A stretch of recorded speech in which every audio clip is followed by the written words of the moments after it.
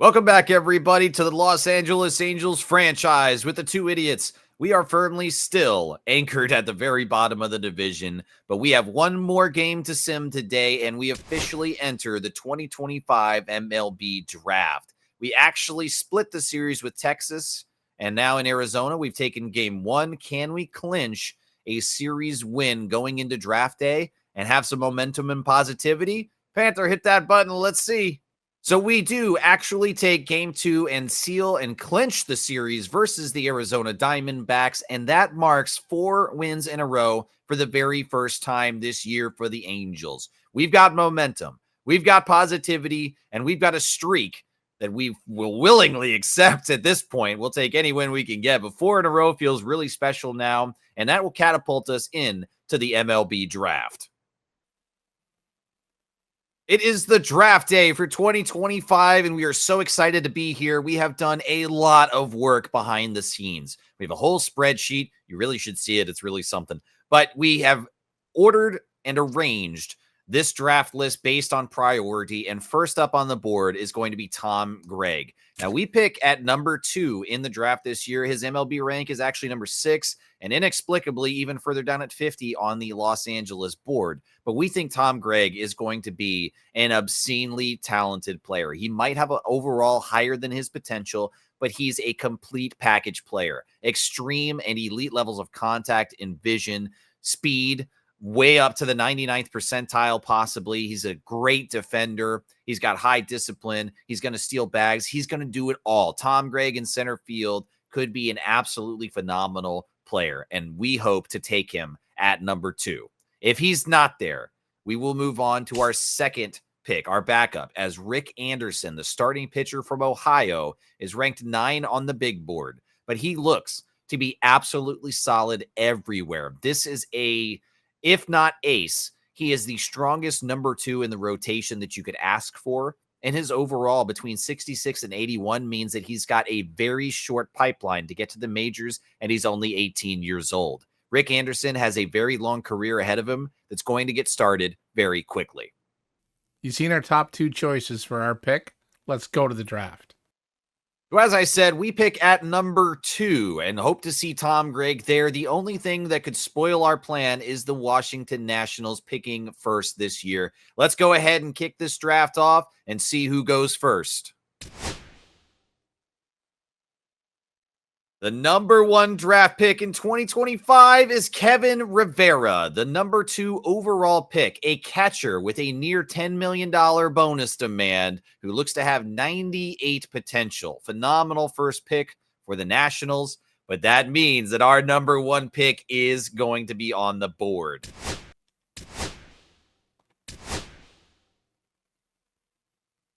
All right, here he is. No surprise on this reveal. Who's that center fielder? It's Tom Gregg, going 2nd overall in the draft today. Congratulations, kid.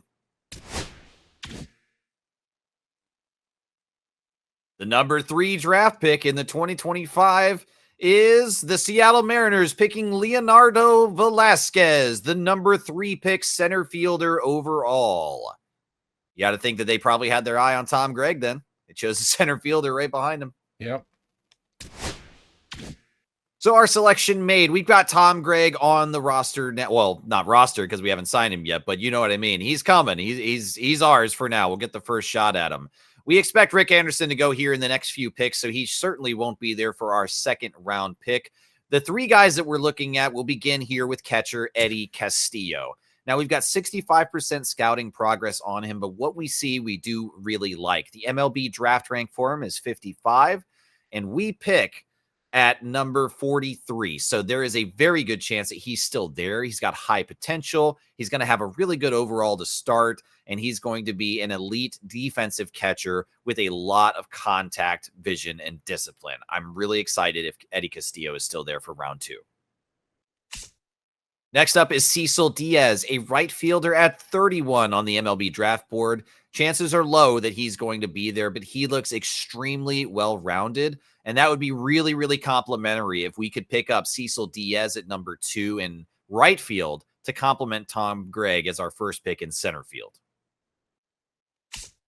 Another option in right field would be Guillermo Casto with a 91 potential maximum. He is only scouted to 20% right now, but everything looks really, really good except for fielding and reaction. We would have to train those up immediately, but I think that is a worthwhile cause if that's all that's wrong with this young kid. Everywhere else looks really, really good. Elite levels, possibly.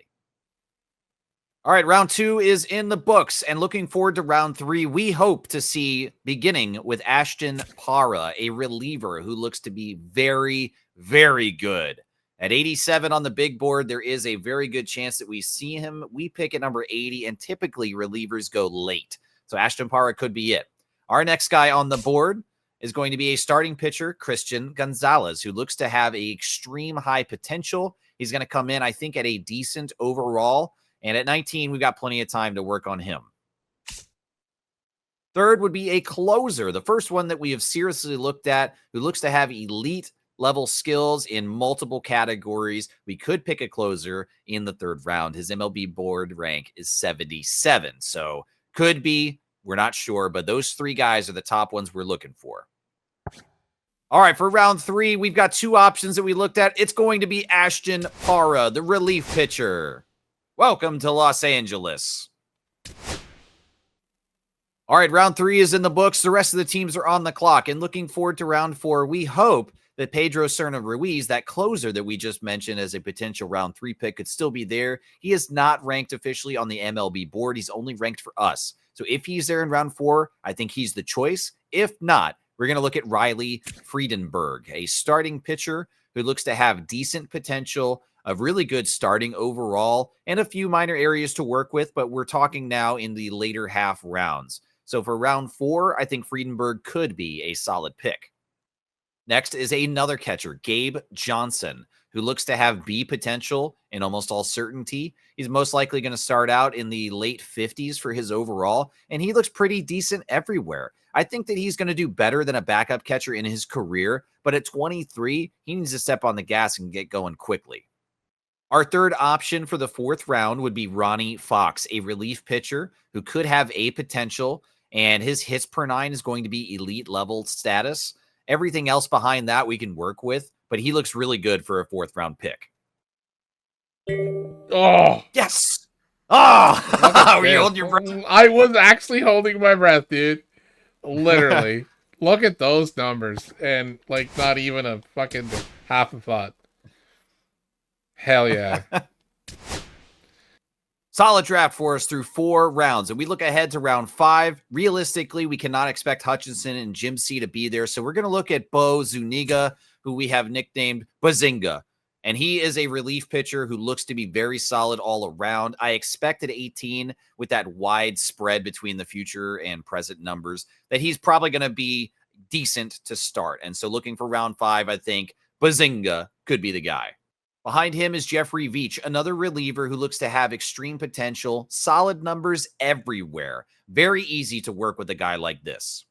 Following them is going to be Robert Vento at first base. He looks to have just decent potential, but his numbers are very well balanced everywhere. And so I think looking all the way back to a round 5 pick, somebody that is pretty good that you can expect to have a short pipeline to AAA and the majors, I think that he could be just fine at first base. So for round 5, Robert Vento could be the guy as well. All right, so at the last minute, they took Malone and Veach. We had those guys also on the list as a potential round 5 pick. We were excited to possibly get Veach. He goes to the Marlins instead, and we will pick up first baseman Robert Vento. You removed him from the list. You didn't draft him. You prospects, real quick. Nope, we're burning more time. Lawrence Bond, just pick him. Pick him. You're not picking him. You let it go. They picked him automatically. We're safe. I feel the need to explain what happened. We had a player chosen in our list that we decided we didn't want to draft. I removed them. The menu did not default back to the draft. When I went to draft the player, it was already on. It was still selected on the remove. So unfortunately, it removed the player. And with the limited time, we did not have a chance to go and find him. And this is why we lost Vientos on the draft. All right, so for the final pick, we have a top 3 selection here in Greg McVay. He's a reliever. Actually, all 3 of them are going to be relievers. He looks to have decent potential and hopefully comes in at a decent overall to start. He's 18 years old, so there is a wide spread, but his numbers look like he could possibly be a really solid reliever. Following him is Ian Farrell, who actually looks well balanced all around, but his ceiling is very narrow at 59 to 75. It matches his overall, so he could be one of those weird cases where he comes in better than his potential, and that could be tricky to play with. Okay, so our backup guy went already, and now Benji Dodson at first base could be a guy, I guess. He looks pretty decent overall as the final pick that we have in round 6. We're not looking for anything special, and Benji Dodson could just be an average first baseman who's going to develop into a bit of power. I think that he could be okay, and in round 6, that's kind of the best case scenario. Round 6. Final pick of the draft, Horatio Hudson, a reliever. All right, and that's going to do it for the draft. The draft is now complete, and we get back to calendar baseball, where we've won 4 in a row, and we seek to sweep the Arizona Diamondbacks in what would be an incredible, satisfying story to move into the All-Star break. Rhett Lauder is going to be going against Zach Gallen. So we've got our work cut out for us. But the last 4 games indicate that we've got something cooking. What does game 5 hold? Close game. Very close. Great game of pitching by Lauder to only allow 2 if those 2 were charged to him. But I assume so because he took the loss. So, yeah. Yeah, really good day of pitching for Lauder, but he let through 2, and that was enough to get it done without the offense behind him. Great relief by Kraus, Joyce, and Quijada. So the draft now complete. We move into the All-Star break, and we took a look at the starting pitchers, the relievers, closers, everybody, all the All-Stars that made it today in the 2025 All-Star game. And Royce Lewis will be the starting third baseman. He is not a mercy vote for All-Star. He is the starter. So by fan vote, Royce Lewis got the most votes at third base. So congratulations to him. He definitely earned it.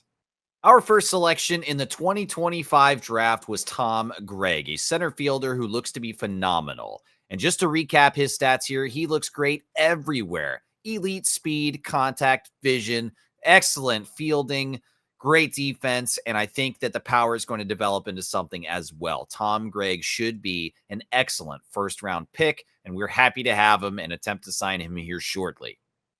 Eddie Castillo was our second round pick at catcher. He's got really good potential. He's going to start off very solidly. He's got elite level defense for a catcher. Really, really like that. And he's going to hit very well for contact and discipline as well. Eddie Castillo should be exciting at catcher. Ashton Para is the first reliever that we picked, and then he came in round 3. He's got really high potential, a really good overall as well, and really well-balanced attributes. I'm excited to see how well Ashton Para does for us moving forward. For our 4th round pick, we reached back out of the MLB draft rank. He's not ranked there, but he was ranked 76 for us. We were fortunate to take him in round 4. And as a closing pitcher, he looks to be absolutely elite. It almost looks like we discovered this guy and nobody else knew about him because we got to pick him much later than that 76 Angels draft rank. Very excited to see how Pedro Cerna Ruiz ends up.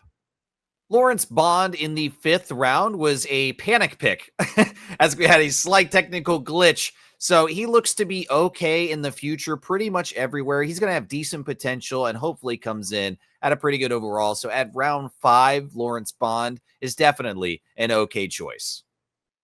And rounding out the 2025 draft is relief pitcher Horatio Hudson, who could have a higher overall than potential at 20 years old. His attributes look really well balanced, and in the future, he could be an absolutely solid relief pitcher. Our first attempt at signing goes towards Ashton Para, who is 71% motivated to sign, and at 70% scouting progress, we pretty much know what we're getting. We will submit the offer to him for $723K. And he has accepted the contract. Ashton Para, the first person from the draft to sign the deal. Our second offer goes to Pedro Serna Ruiz, who has 67% motivation to sign, and we can probably get him here for $497,000. Offer declined. He needs a few more days before he considers another offer. Interesting. Okay, so we were denied on our second try, and here for our third attempt of the day, let's try Horatio Hudson for $455,000. He is 65% motivated to sign. Will he take it? Offer declined again. All right, so Hudson and Ruiz both declined their contract offers. We will leave them on the board to increase the motivation and get a clearer picture with scouting. And we've added Eddie Castillo as well to give him +1 motivation. He's at 40% right now, and that is the lowest out of the remaining draft picks. And so we'll start work in Eddie Castillo right now.